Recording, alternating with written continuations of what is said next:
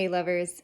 So on Monday I posted an Ask Me Anything question and I got some really funny questions, even some about aliens. Um, but I answered most of those in DMs, but there was one question in particular that I thought deserved its own story, and that was, why are you doing what you're doing? Like, why is it important to you? How'd you get into this? And so there's two answers to this. The short answer is because fuck performative love, right? We have such a limited amount of time here on Earth. I mean, if you like zoom out and just see how small and how fast our time goes here, um, it's like, what are we wasting our time on, right? Like, losing who we are and performing to win or earn love from someone, and that love ends up turning out to be mediocre or meh at best, just seems like a serious waste of time and joy and energy. So that's the short response. The long response really has to do with my own personal story. Surprise, surprise. But when I was a child, I experienced a lot of turbulence. I didn't even realize it was turbulent until much later in life when I realized, holy shit, this is not normal. This is not a normal experience, whatever normal is, typical experience um, in childhood. So I had my mom and my dad who were sort of on and off. And by 11, I wasn't even living with my mom anymore. But for that first part of my childhood, there was so much turbulence because they had mental health issues and also drug abuse issues, and it wasn't even just them. It was on both sides of my family, and the issues went pretty deep. So it was just completely surrounding me. Fortunately, I had a few sort of fairy godmothers or aunts really in my life that helped me in ways that I'll never be able to pay back. But it was really crazy. And as you can suspect, that is a breeding ground for some serious abuse and trauma. And it really was. I experienced tons of physical abuse, verbal abuse, and neglect. And a little bit later in childhood, also sexual abuse.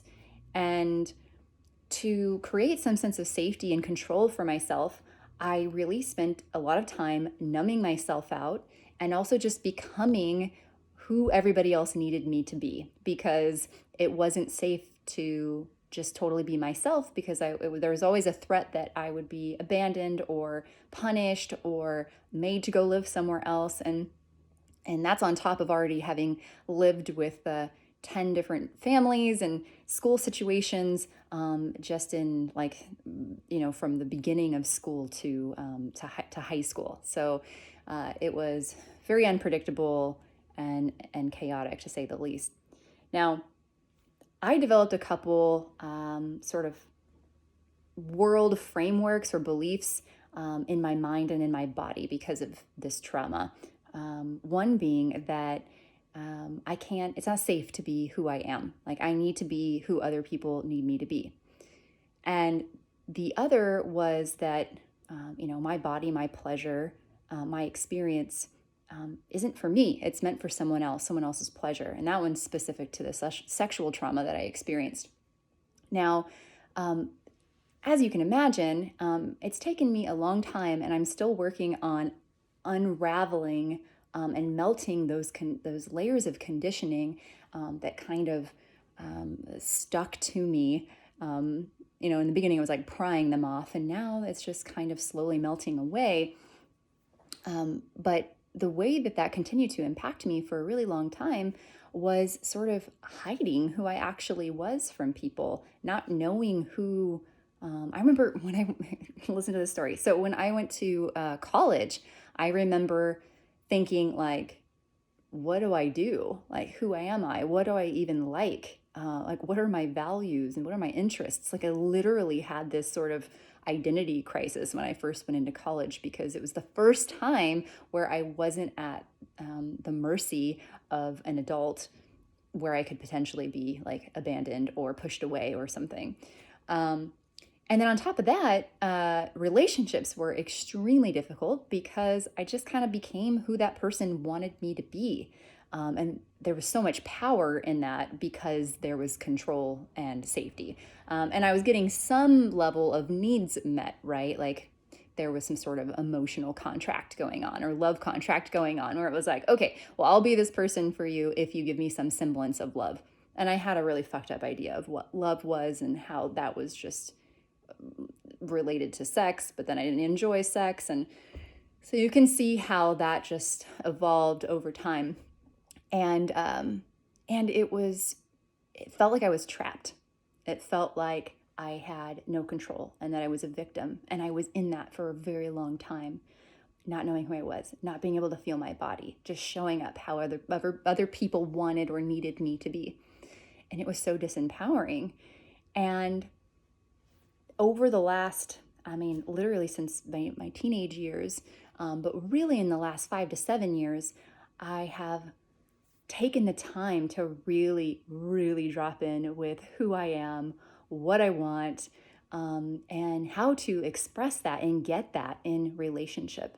So, despite what you may have experienced, you don't have to compromise who you are. You don't have to say, I don't have needs. You don't have to hide yourself away to get the love that you want, which is likely mediocre love at best if you're doing that in the first place.